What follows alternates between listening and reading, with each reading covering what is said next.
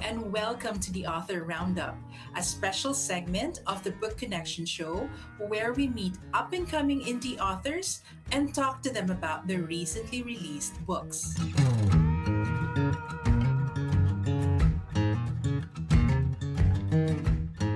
Hello, everyone. Welcome to the Author Roundup. I'm your host, Jenny. What if the challenges in your life weren't random, but actually part of the guidance system helping you heal and grow? That's a central idea in today's conversation with our guest, Nerida Mills. She's a master psychosomatic and metadynamics practitioner, coach, and student of life, whose work has been shaped by more than 2 decades of navigating and ultimately overcoming unexplained chronic illness. She's the author of Life as Medicine: Follow the Breadcrumbs That Lead You Home, a guide that explores how life itself can be used as a tool for healing, growth, and self understanding. Drawing from her own journey with chronic illness, misdiagnosis, and recovery, her approach focuses on turning everyday experiences into practical tools for transformation. Please help me welcome to the show, Nerida Mills. Hello, Nerida. It's great to have Hi, you. thank you so much for having me. I'm excited to be with you today. I am too. So let's start right away with the questions. For those who are unfamiliar with your book, can you tell us what Life as Medicine is about? Life as Medicine is the guidebook to life that you always wish you had, but were never given. So it's really about the pathway to be able to unpack, examine, and map out our current challenges so that we can turn any challenge, any obstacle, any issue into a pathway of healing, growth, and expansion, and ultimately a pathway to coming back into self partnership and personal authority within ourselves. So we get to take a lot more responsibility for our life and therefore have a lot more control around what it is that we're actually creating. I see. So your subtitle, it's very interesting. Follow the breadcrumbs that lead you home. What did home come to mean for you while you were writing this book? Home to me means that empowered, partnered state. So it's really about knowing that I know who I am, I Mhm. express the truth of who I am, and that I have my own back within that. That's really, it's a space of grace, is probably the best word I can use for it. Yeah. That's nice. And you also describe that this book is some kind of a roadmap, right? And what were the biggest breadcrumbs in your life, in your own life, that taught you how to read that map? Yeah, so breadcrumbs are really essentially the language that we use to describe a situation, circumstance, experience. And it's the emotive language that really captures us, that shows the truth of what's going on. So sometimes those emotive language can be associated to projection of self.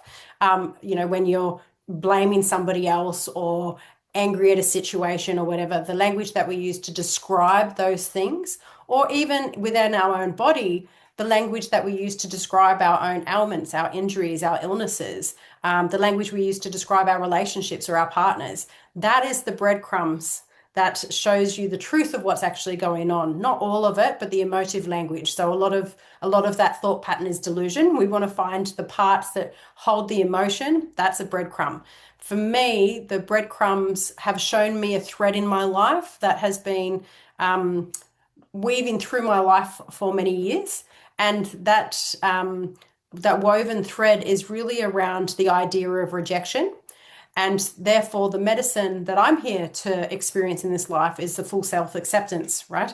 So, the perception of rejection creates ultimately the guide to full self acceptance, for Mhm. example. Yeah, I didn't think of it that way. So it's up to us now to recognize the breadcrumbs in our life. Absolutely. Yeah. Well, look, that's the opportunity, right? The opportunity is there Right. for you, whether or not you want to choose it as a personal choice. But, even recognizing that there is a choice gives hmm us power. All of a sudden, I don't feel so out of control. I don't feel like it's hopeless. There is a path, there is a process that you can take should you choose to take it.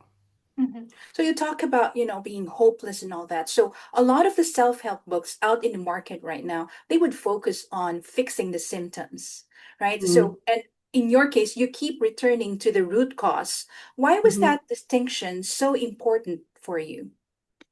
Well, I mean, it's like normal medicine, right? So if we look at modern medicine as the example, when you treat a symptom, you band-aid in the problem. So you might create a solution in the immediate term, but you're not actually creating a solution long term.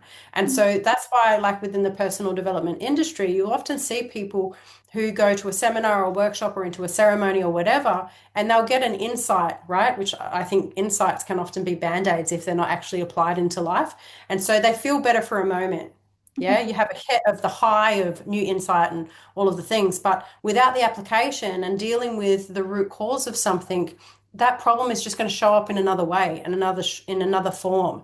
And so it's really important to look at the root of the issue, because when you change or can heal the root of the issue, the symptoms inevitably heal. It's an inevitability of healing. So, as far as return on investment is concerned, I'm a little bit of a lazy person, a bit of a control freak, and I'm quite impatient. So, that combination of attributes means that I'm constantly looking for the most efficient pathway through. I want to know that what I'm doing, the energy that I'm spending, or the time that I'm spending, and especially the pain that I'm paying for life, right? There is suffering inbuilt into life. And so if I'm going to experience pain, I want to make sure that the pain that I'm experiencing is going to take me to the most pleasurable or graceful experiences as fast as possible. If you're going to have to pay the pain anyway, you might as well do it towards an outcome that you're actually seeking rather than paying the pain of repetitive patterning. Yeah. Mhm. Right. So your book would blend personal story because you would share about your life and then spiritual thinking. And of course, I find it very useful that there are practical exercises within your book. Did you always know that it would take that form, or did the structure just reveal itself as you wrote? Yeah, she birthed herself, this book. I definitely knew that I needed to tell my story as part of it, because I think one of the biggest challenges that most people face in their own journey is the delusion around humanness, right? We all kind of think that we should be this perfect, idyllic version of some perfect person, right? That is not actually ourselves. And so the comparison piece to that perfect person often is creating unnecessary pain for people. And so one of the things that I notice in the PD space is that people who are speaking out often will project a perfect person identity. And I Mhm. really wanted to nip that in the butt straight off the bat. I'm not a perfect person. I have been through my own trials and tribulations. I have lived experience of the excruciating pain that can be present in life from a number of different avenues. And so I'm not here to try and be like, you just have to think positively and everything's going to be okay. It's not. You know, growth is hard and it's messy, and I am evidence of that.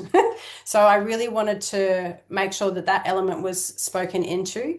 And I wanted to make sure that there was practical application as part of this book, because it needed to be a guidebook, not just more information. Yeah. And, sharing something that's very personal, just like in chapter one, I know it's not easy, but what made you decide to open with such a vulnerable account of your relationship, family life, and the collapse of the future that you thought you were building? Yeah, again, I think it's truth, right? It's reality. This is what we go through as human beings. Nobody has this smooth sailing path.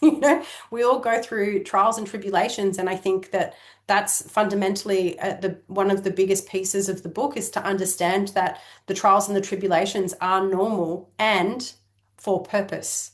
And Mm, so, in order to understand the work fully, I think it's important for readers to understand the context of where the work comes from fully.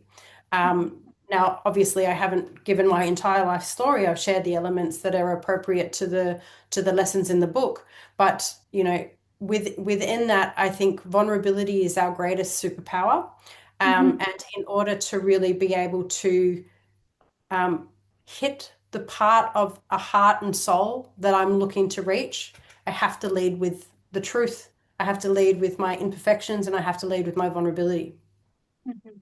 It just gives you a different take on it when you look at it that way, right? Like when you see Right. pain, that's for a purpose. So it's there for something greater, right? Yes. And Yeah. Narita, in your book, you also shared that your approach to teaching is to embody the work. What did that demand of you while writing this book? Well, I actually wrote this book whilst I was healing. So in 2022, I found out that the chronic ailments and illness that I had had for such a long period of time finally got a diagnosis, and I was diagnosed with Lyme's disease. And it took me a while to figure out a pathway of treatment that wouldn't put me back into some of the worst symptoms, which I wasn't willing to do. And so 2024 came around and I made a commitment to healing and to curing the Lyme's disease. And it was in 2024, in those first few months of moving into that healing protocol, that this book was written. The Mm-hmm. main part of the book was written. Obviously, there was some editing and stuff that came in afterwards, but the bulk of the book was actually written at that point in time. So at that point in time, I was the physical embodiment of everything that I write in this book because I needed to, in order to heal, I had to bring everything that I had ever learned about influencing the body mind experience and our capacity to heal. I had to bring that, I had to live that in order to actually overcome the Lyme's disease. Mm-hmm. So everything that you wrote in the book and you shared in the book, you have actually tried on yourself. I lived this work, yeah. Right. And so your book would treat the body as a messenger rather than an enemy. Mhm. How did your own health journey, you've started to talk about it Mhm. earlier, change the way that you would listen to your body? Yeah, look, I always had this like surface level understanding that the body was communicating. I think a lot of us have the surface level understanding, but I didn't fully grasp the depth of love that the body has for the soul and to what length the body would go in order for you to awaken, or for me to awaken into the truth of my expression, right? The body, through ailment, through injury, through illness, will demand, I say that word very, very deliberately, it will demand that you let go of the things that aren't truly you, right? It pushes you beyond your adaptations back into yourself. And Mm-hmm. so it's quite both a brutal and also incredibly loving pathway into healing. So, my recommendation with the body is always, if she's tapping, listen, right? Because the body is the physical manifestation of Mother Mm-hmm. Nature, right? We are nature. We come from the earth. We are of the earth. I know some people like to think of themselves as separate to that, but ultimately we are Homo sapiens. We are a creature of nature. And so the expression of nature through the body is much like nature is anywhere else, hurricanes and earthquakes and the most beautiful, delicate flower, or the most juicy, delightful fruit. All of those things are a part of nature, and she will move and shake the earth as she needs to. And our body does the same thing for the purpose of our own awakening. Mm-hmm. So you would really need to listen to what your body is saying. Yeah, I mean, look, I think the fastest shortcut for people who aren't studied in like body reading or anything like that, the fastest shortcut is to look at what is your body forcing you to do, Okay. because the body teaches through forced application, right?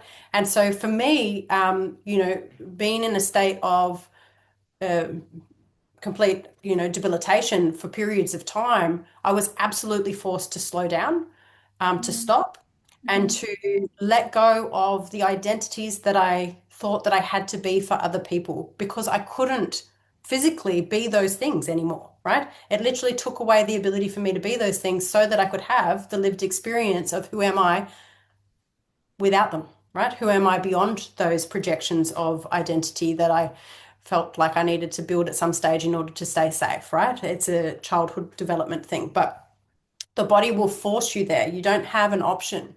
So if we look at what is this ailment, injury, illness, or issue, what is it forcing me to do? You have the medicine of the body.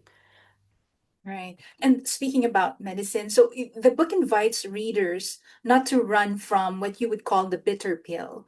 And was there Yeah. a truth that you most resisted, but that changed everything once you accepted it? Oh, many. Many, many, many, many. One of them was I actually had this experience. I had a ovarian cyst burst, and it created internal bleeding unexpectedly. I had no idea what was going on. Also misdiagnosed for a number of hours, and finally got diagnosed and put into emergency surgery and all that sort of stuff. Anyway, when I woke up, one of the realizations that I had when I woke up was that you don't take other people's opinions with you when you die. It just landed in such truth for me when I woke up from that surgery. And I have a history of people pleasing, Mm, chronic people pleasing. And so, whilst there was a surface level projection of I don't care what anybody else thinks, my behavior said otherwise. There was always an adaptation to what I actually wanted or didn't want to do based on what other people wanted. And so that was a really, again, very physical, very brutal pill to take in that experience. But it finally landed that piece of medicine that I think life had been trying to teach me for a really long time, that it's not about what other people think. It's about the love that you share. it's all about love in the end. So there's a spiritual thread that's running through the book. It's very evident. How would you describe that to someone who's just new to it? Um, it's a good question. I think truth is simple. Delusion is complex. So when you find yourself in complexity, you know that there is non-truths that are available in whatever that conversation is. When you find yourself in a state of truth, in a state of simplicity, you know that you're with truth, right? So I think that when we look at, my own personal journey started in the spiritual realm. And I really wanted to understand my own hair loss from an energetic standpoint and influence it from that standpoint. And that led me down lots of rabbit holes. And I think it is a really good foundation underlying everything because it literally is the foundation that underlines everything. And so, within the book, obviously I unpack the science of that, what we now currently understand around how energy works and how energy influences. But it's undeniable in all elements and aspects of life and expression. And so the book wouldn't make sense without it. I think if you can, when you read the book, if you go into the science of it, and I've tried to explain it in as simple terms as possible, go into the science of it, it just makes sense, So um, it gives, for lack of a better word, roots to the process. Mm, Yeah, because it grounds it into the truth of the foundation of what creates reality. If you mhm, want to influence reality and influence your perception of reality, then you need to understand what creates it. And the mhm. spiritual is the absolute base. Mm, right. So in your book, you would draw from the spiritual teachings, the psychosomatic healing, your personal development as well, and of course, entrepreneurship. How did you decide which among these influences would truly belong in your book? They all belong in the book. They must, because, again, it's I think all of the personal development or the growth and the healing that we go through as individuals is all there to bring us back into a more holistic state within ourselves and Mm, also a more holistic viewpoint of the world. Yeah. And so in order to mirror that process, we have to talk about the holistic influences around what creates reality and perception. And there is the spiritual layer, there is the body, which is the bridge between the spirit and our behavior. And then you've got the behavior, which is very much influenced based on the mind. And so you've got to have all of those pieces in order to find the most efficient pathway through. Again, it's about efficiency for me. If you were missing one of those pathways, you would extend the amount of time that it would actually take to create the same level of healing. mhm. Yeah, so very well said. So, Nerida, we would also want to talk about your experience as an author. What was the hardest part of your publishing journey? So, is it writing the manuscript, shaping such personal material for your readers, or just actually bringing the book into the world? Definitely bringing the book into the world, 100%. For me, the writing was very natural. Mhm. I'm an open book. I think when you come through the processes that I've been through, I truly believe, and I talk about this in my TED talk, in order to be fully seen, we must be willing to be completely invisible in a way, right? And so Mhm. what that means is we all crave to be seen, we all crave the intimacy, but we're all afraid to be seen at the same time, and so we protect and we adapt based on that fear. And so for me, I try as consciously and as often as possible, there is no filter. And an open book in that respect. So sharing my story was an easy part for me because it is the truth of my history. I think not sharing the truth of my history would be much more challenging for me. So writing the book was a pretty graceful element of the process. Editing, I'm my English teacher told me in year 11 that I shouldn't go for university because I wouldn't pass my exam based on my spelling. And so my spelling and my grammar, definitely needed some work. So that whole process and then learning the world of publishing, I mean, that's been such a big eye opener as well. And there's just so much more to getting a book out into the world than I ever humanly thought possible. So that part of it was a massive, big learning curve. The actual writing part was like breathing. Yeah. Must feel so good to finally publish your book. So, Narita, what advice can you give to other writers who are just working on their first book? So, you said it's easy to share yourself and write about everything that you wanted to write about, but it's the actual bringing of the book that's difficult for you. But what can you share to other writers? Well, I mean, I guess that's what I found easy and difficult based on, my makeup and history. And so, people are going to find different elements of that easy and challenging, I imagine. But my recommendation is, reach out, speak to other authors that have published, get some advice, get some support. I think only authors really understand authors. It's funny, since publishing the book, anytime I meet someone who's published a book, we have a bit of a giggle and a laugh and a hug and Mm. no, it's okay, it's okay. There's that So connection now, yeah, right? there is that immediate connection because there's an understanding of the challenge that's there. And so I think really reaching out and creating a little bit of a community around yourself to support that process is really important because, like I say, everyone's going to find different elements of that challenging. Mhm. So leaning on your network, we are pack animals. We're not meant to do things on our own, and I think it's really important to lean into that. Hmm. How about now that your book is already out, and then readers have started to um, talk to you about their feedback? Tell us about that, and what has meant the most to you so far? Mm.